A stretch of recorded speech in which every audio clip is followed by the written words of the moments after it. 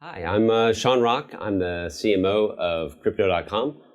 We're a cryptocurrency payment platform. We got a range of products with a MCO Visa Card, mobile wallet app that also has a full range of financial products that are infused with crypto.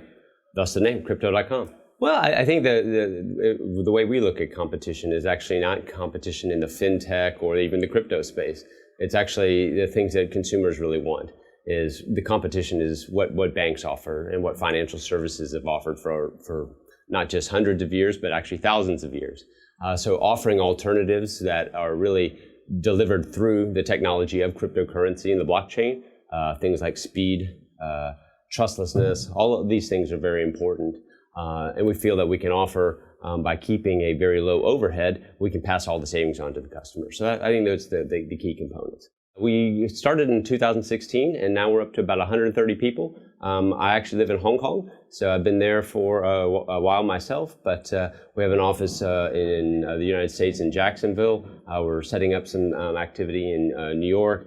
We've got an office in Eastern Europe, an office in Singapore, so starting to have that kind of global expansion.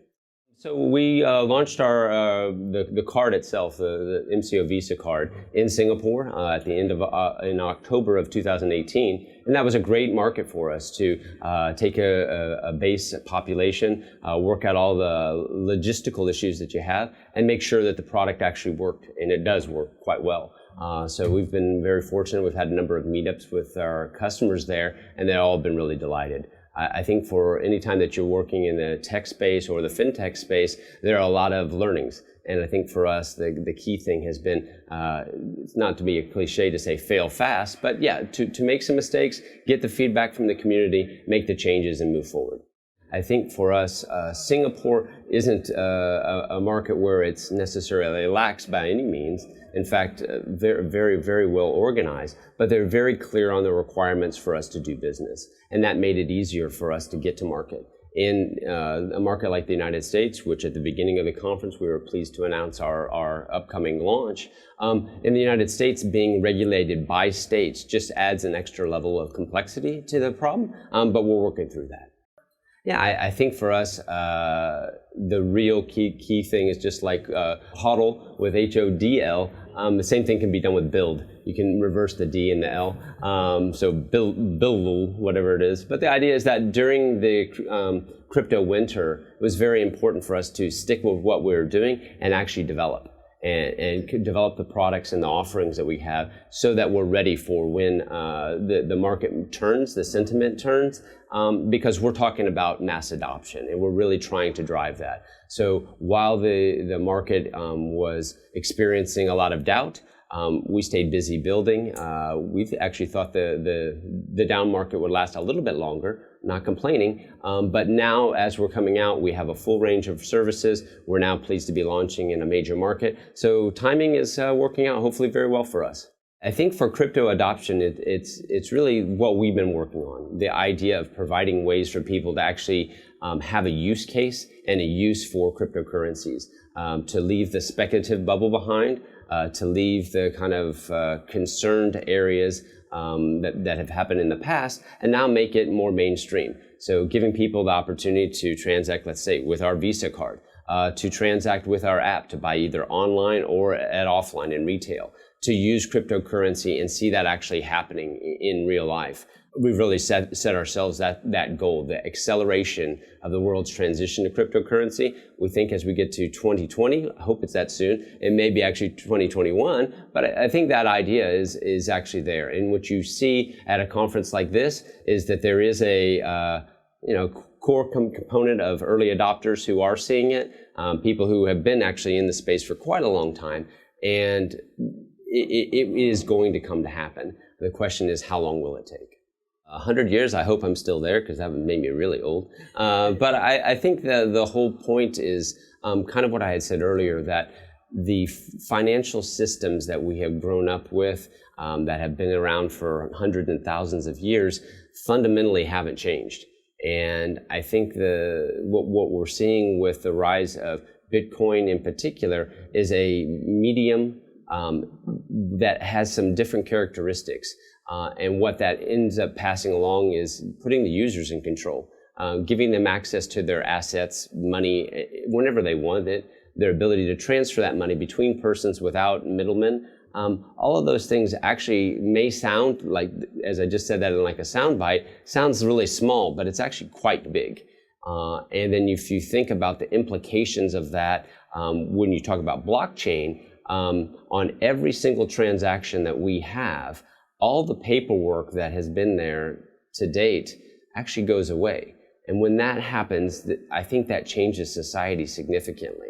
So we'll probably have a lot less, as we used to call it, bean counters. And the fact is, it's all being done by computers. And so we won't necessarily have a lot of the friction that has been in place in the past. And that friction has been actually the happy ground for others providing services to be those middlemen. And if we're able to actually transfer directly between us, it saves everybody costs and time. I think that's an interesting one. It was interesting this morning, Edward Snowden talked about that. Free, not in terms of monetary value, but free as in freedom. And it was very interesting to hear his point of view on that. But I think that is the challenge that we have, is that our current systems, the traditional currencies, have been tied to either government or quasi-governmental organizations that control those. I don't know if it's necessarily my place to comment on that, but the fact of the matter is, as a consumer myself, or as a business reaching out to consumers, there's a space to improve upon that. And I think technology is going to help to drive that. My background is pretty varied. I'm probably one of the few people who actually has handled real crypto at this conference. I used to be a naval officer, so I actually had the paper tapes of crypto, not cryptocurrency, but crypto in the Navy. My background involved with some of the early days of the internet and technology all along. Most recently, I was in a marketing position with a financial services firm in Hong Kong, and I guess it was a confluence of different things. The first probably interaction with me was probably maybe 2011 or so. Probably one of these, just like at this conference, buying a coffee. I remember it was in Bangkok. That in Bangkok, there was a retailer that actually accepted Bitcoin. So I had a friend who had a Bitcoin wallet, and we did the transaction. I'll be honest with you, at that time, it was a gimmick. I don't know that the penny fully dropped for me, but the idea was, this is different. There's something there.